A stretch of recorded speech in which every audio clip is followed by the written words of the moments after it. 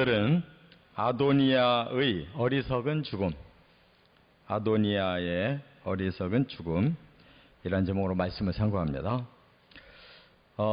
아도니아가 스스로 왕이 되려고 다윗 왕에게도 아무 말도 없이 이제 솔로몬, 사독, 분하야 이런 사람들만 싹 빼놓고 나머지 전체를 따로 불러서 자기가 스스로 왕이 되는 이런 대관식의 이런 축제를 벌였다가 다윗 왕이 이제 알고 정식으로 솔로몬을 지명하고 기름 붓고 또 백성들과 함께 신하들과 왕으로 즉위를 시켰어요. 그 사실을 이제 그 거리가 서로 멀지 않아요. 내내 예루살렘 성 밖에 가까운 지역에서 그렇게 잔치를 하고 이제 즉위를 했기 때문에 소리가 들린 거예요. 백성들이 아주 신이 나가지고 막 외치는 소리, 또 양각 나팔을 부는 소리, 이런 게 이제 아도니아 측까지 들린 겁니다. 거기서 이제 깜짝 놀란 거죠. 그런데 이제 아비아달 제사장의 아들이 요나단이라는 아들이 있었는데 그 사람은 여기 잔치에 참여를 안 했는지 달려온 거예요. 달려와서 소상하게 얘기를 해주는 바람에 이제 자기들이 실패했다는 걸 알게 되죠. 그래서 그 과정이 어떻게 무너지는지를 오늘 본문에서 말씀하고 있어요. 첫째, 1장 41절부터 49절까지는 솔로몬의 즉위 소식에 지지자들이 다 도망갔다는 거예요. 이 소식을 들은 이제 그 아도니아 편에서 함께 잔치에 참여했던 사람들의 태도가 중요하잖아요. 이 둘 중에 하나인데, 우리가 이미 왕으로 세운 아도니아를 위해서 싸우자 이렇게 나갈 수가 있죠. 그래서 이제 무력으로 물리치면은 뭐 그야말로 탄탄하게 왕이 될 거다. 왜냐하면 여기에 지금 요압 최고 장군도 여기에 있거든요. 그럴 수가 있어요. 그런데 이미 이들은 사기가 다 떨어져 버렸어요. 두려워했다고 그랬어요. 그래서 결국은 각기 뿔뿔이 다 도망간 거예요. 하나님이 원하지 않는 일을 하면 결과적으로는 이렇게 그 도모가 다 실패하고 만다는 거, 이거를 지금 가르쳐 주시는 말씀이에요. 왜냐하면 자기들이 이미 정통성이 없다는 거는 스스로 알고 있어요. 그렇잖아요. 현재 있는 다윗 왕이 인정해주는 왕이 차기 왕인 거 아니에요? 근데 아버지도 몰래 그냥 자기 스스로 왕이 되려고 그렇게 아비아달하고 요압 장군하고 모의를 해가지고 사람들을 다 청해서 잔치를 하니까 일단은 이 사람들이 왕으로 승기를 잡았는가 보다 하고 믿고 즐기다가 갑자기 다윗 왕이 솔로몬을 지명해서 정식으로 즉위식을 거행했다 하는 말이 들려오니까 자기들이 가지고 있는 정통성이 전혀 없다는 걸 스스로 느끼잖아요. 그러니까 바로 두려움이 온 거죠. 그래서 다 도망갔다는 거예요. 이처럼 사람들이 이합집산을 하는 그 중요한 동기가 뭐냐면 다 이해관계예요. 자기에게 유리하냐 불리하냐를 따져서 다 이렇게 움직입니다. 그러니까 정통성이 없는 이러한 그 집단들은 자기가 유리하면 참여하고 불리하면 다 도망가는 거예요. 그래서 실패한 겁니다. 아도니아의 개인적인 야망이 또 요압과 아비아달의 그런 공모가 결국은 정통성이 없으니까 이렇게 무너지고 말았다 하는 겁니다. 그래서 민중은 믿을 수 없다는 것이 바로 여기에 나와요. 일반 백성들은 굉장히 똑똑한 것 같아도 다 이렇게 모래알처럼 힘이 없어요. 그래서 그때그때마다 자꾸 움직여 가고 있어요. 중요한 건 하나님이 주신 그 사명을 가지고 또 하나님의 말씀을 끝까지 고수하려고 하는 바로 그 믿음 위에 세워져야 다수든 소수든 거기에는 변함이 없는 거예요.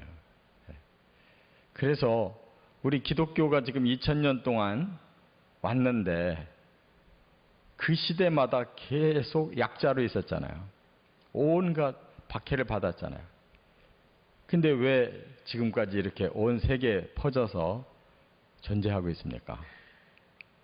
사람의 힘이 아니었기 때문에 그런 거예요. 하나님의 진리에 입각해서 그 중심에 자기 자신들이 희생을 해서까지라도 그 말씀을 순종한 사람들 때문에 이게 오는 거지, 뭐 많이 모였다고 그건 아무 소용없어요. 그래서 인간들의 부흥이라고 하는 것은 그것은 다 허울입니다.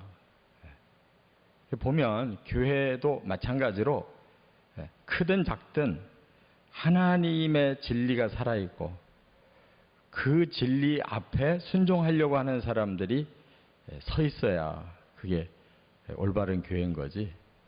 그런 이합집산을 하는 그런 어떤 개인적인 그런 사심이 들어있는 그런 모임이 되면 다 무너지고 말아요.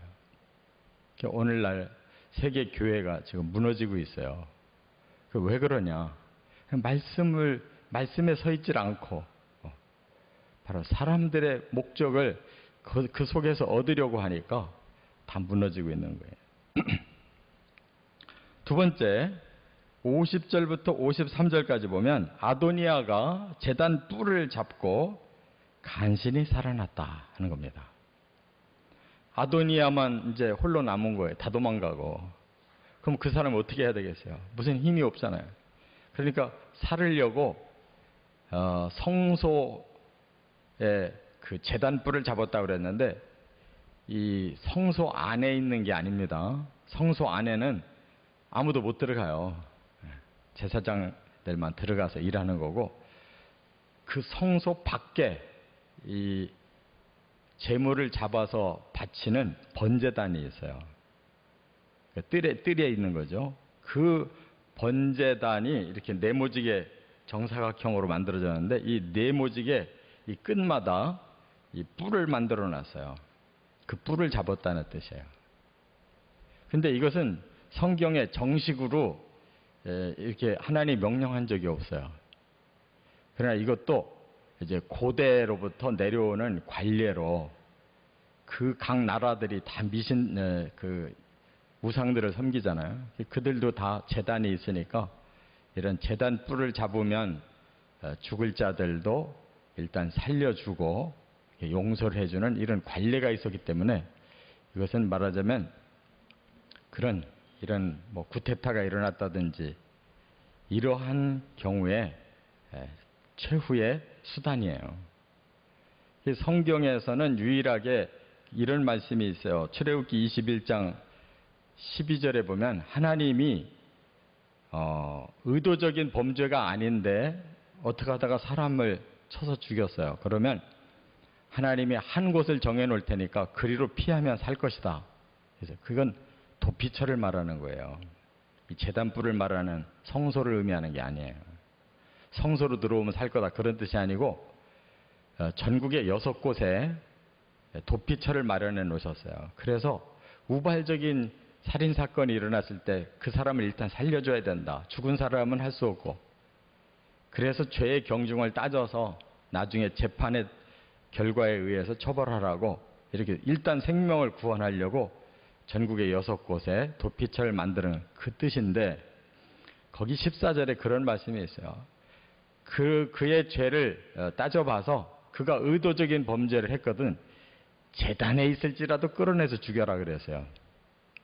그러니까 결국은 제단 뿔만 잡으면 살아난다는 뜻이 결코 아니잖아요. 의도적인 범죄자가 제단에서 살기 위해서 도망가 있을지라도 제단에서 끌어내서 죽이래요. 그러니까 지금 이 제단 뿔을 잡은 것도 성경적인 거 아니에요. 그가 그 시대의 관리에 의해서 그 신의 성소에 들어가면 은총을 받고 또 그런 긍휼을 받는다 하는 그러한 관리에 의해 도망간 거지. 비성경적인 거예요. 근데 아무튼 솔로몬이 그걸 보고 조건부로 용서해줘야, 네가 선하게 산다면 내가 죽이지 않겠다. 그래서 만일 악한 것이 보이면 죽으리라, 이렇게 조건부를 걸어요. 일단 살려주겠다는 거죠. 그러니까 자기가 즉위를 해서 이제 그 하나님의 제단으로 도망간 사람을 끝내 끌어내서 죽이기는 좀 솔로몬도 마음 편치 않잖아요. 그러니까 일단 자비를 베풀어 준 거죠. 여기까지만 했으면 이제 아도니아도 살 건데, 세 번째 2장으로 넘어가 보면 13절부터 25절에 이제 엉뚱한 짓 합니다. 아도니아가 아비삭을 요구했다가 죽임을 당했다 하는 거예요. 이 아비삭이 누구냐? 이 앞에서 그런 1장에서 그 시작할 때 그런 말씀이 있었죠. 다윗이 너무 노쇠해가지고 몸이 차가우니까 신하들이 다윗을 위해서 처녀를 구해서 다윗의 침실에 보냈다는 거예요. 그래서 다윗의 몸을 보호해주는 그런 사명을 받은 아비삭이 거기 끝에 잠자리를 하지 않았다고 그랬잖아요. 그러니까 해석하기가 여러 가지인데, 이미 다윗을 위해서 그 침실로 보냈으면 다윗이 자유롭게 그 아내로 후궁으로 취할 수 있는 사람이죠. 그러니까 대외적으로 보면 후궁과 똑같은 거예요. 그러나 실제로는 그 여인이 정조를 그대로 지키고 있었다는 거예요. 다윗이 잠자리 하지 않았다는 것은. 그러니까 사실적으로는 그는 처녀인 거고, 또 명분적으로는 다윗의 후궁이 된 사람이에요. 그런데 아도니아가 그 여자를 자기 아내로 달라는 거예요. 밧세바에게 가서 이걸 청해요. 밧세바는 순진하니까 그렇게 해서 달래고 이제 솔로몬으로 왕권을 잘 확립하고 싶어서 솔로몬에게 말을 한 거죠. 그 아비삭을 줘라. 그때 솔로몬이 대노를 해요. 그러면 왕위도 주라고 그러지 그러십니까? 그와 공모했던 이 아비아달, 요압까지 다 그렇게 용서해 주라고 말하지 않습니까? 하고 대노를 해요. 그건 뭐냐면 이 아도니아의 마음에는 아직도 왕권에 대한 욕심이 죽질 않은 거예요. 그 여자 자체를 탐내는 게 아닙니다. 아버지의 그 왕권이 자기에게로 정통성이 있도록 돌리려고 할 의도를 부리는 거예요. 아버지의 철을 자기가 얻었다. 이건 고대로부터 그러한 정통성을 얻기 위해서 바로 그러한 일들이 있어요. 그래서 압살롬도 다윗 아버지의 후궁들을 옥상에다가 불러놓고 백성들이 보는 앞에서 동침을 해요. 내가 아버지의 뒤를 이은 이 나라의 명실상부한 왕이다. 그걸 공표하는 거죠. 바로 아도니아도 그런 속셈을 가지고 요구한 거예요. 밧세바에게 욱박질른 거예요. 밧세바는 좋게 마무리를 하고 싶어서 솔로몬에 얘기했지만 솔로몬이 어렸어도 아주 당찬 사람이라 이건 악이다. 그래서 그를 죽입니다. 그러니까 그러고 나니까 또 뒤에 요압도 겁이 바짝 난 거예요. 자기가 죽을 것 같으니까 또 그 사람도 또 제단불에 또 도망 들어가서 잡았어요. 요압 장군도 죽었어요. 그러니까 이 사람의 도모는 결과적으로 실패한다는 거. 하나님이 세우고자 하시는 일에는 위험한 것 같고 안 될 것 같은데도 결국은 그 정통성이 살아난다는 거.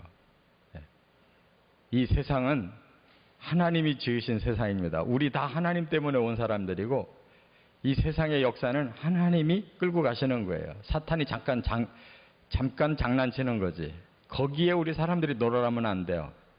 끝까지 하나님의 편에 서서 어떤 시련이 오더라도 하나님 뜻을 이루어가는데 동참하시고 승리하시기를 주의 이름으로 축원합니다.